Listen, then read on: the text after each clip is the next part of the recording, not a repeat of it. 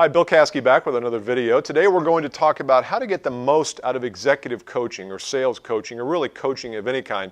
And we're presuming here that you're watching this because you're either considering a coaching engagement with our team or you're in one and you just want to make sure that you're getting the most out of it. So I've come up with 7 attributes or characteristics or tactics to make sure that you're getting the most out of executive coaching. It costs a lot of money, I know, takes a lot of time on both of our parts, but the opportunity for growth is really tremendous as long as you're doing it right. So, number 1, you'll get a Hogan Assessment if you haven't already. The Hogan Assessment is a great tool for us to understand you a little bit and, more importantly, for you to understand yourself. There's 2 or 3 parts to it depending upon the type of coaching we're going to be doing. There's the HPI, which is the personality, which is a little bit about your strengths and weaknesses, your virtues, your deficits. There'll be 30 or 40 things there that it will assess, and we'll look at the top 3 or 4 that are the most meaningful for you, and we'll take a look at them and take them apart, and we'll talk about that during our feedback session. The motives and values component, which is the second part of Hogan, talks about what drives you, what inspires you, what kind of a workspace or place do you need to have to be really fully engaged at work. And the third is an optional one. Usually we do it for executives or leaders, but not necessarily for sales candidates or salespeople. It's derailers, and it's what is going to cause you not to be at your best, and how will people know around you if you're derailed in any way. So the Hogan Assessment is a key component of our coaching. We'll be referring back to that over and over again. Second part, Qualitative Assessment. We're going to be sending you a survey that is for you to fill out. It's in a Word document. It's very simple. It's got 15 to 25 questions on it, depending upon the type of engagement we're in with you.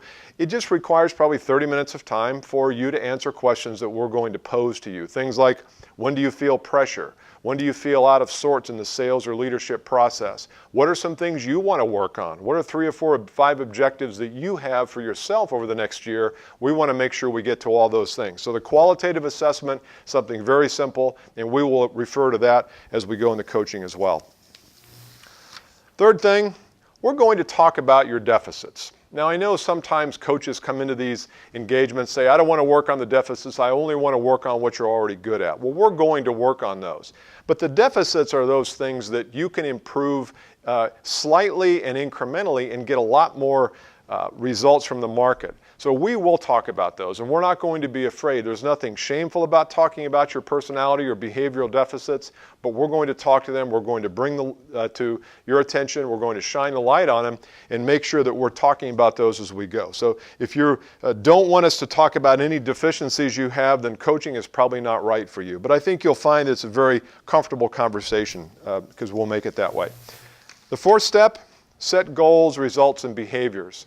A lot of times people come to us and say, I need coaching, but they have no goals. They have no results they want to accomplish. We recommend that it's going to come in the Qualitative Assessment that you start thinking about what are the goals you want to accomplish with coaching.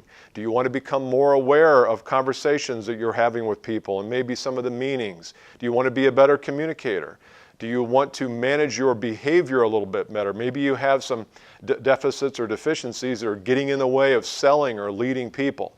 So the closer we can get to the results and the behaviors that you want to change and the goals that you set, the better and the quicker time we'll make on this whole process. Step 5, don't defend. What that means is that a lot of times you will get into this situation and we'll say, you know, John, it looks from the Hogan here and some of your direct reports say that you're a little brusque with them, a little sharp, a little short. And then you would come back and say, well, but wait a minute, I'm only short because they don't do the job very well. So the more you defend, the more unlikely you are to be able to make any lasting changes in your behavior, and the less likely we are to be able to help you. So we're okay if you're curious about it, how'd you arrive at that, but please don't defend. It's really not going to be helping you in terms of your personal development. Step 6, embrace advice. Most people, by the time they get to this point, if they didn't want advice, they wouldn't have signed up for a coaching program or wouldn't have let their leaders put them into a coaching program. So most of the times we don't have trouble with that. But what we do want you to do is not only embrace the advice we give you, challenge it if you want, but make sure you write it down and make sure that it becomes part of the assignment in between sessions.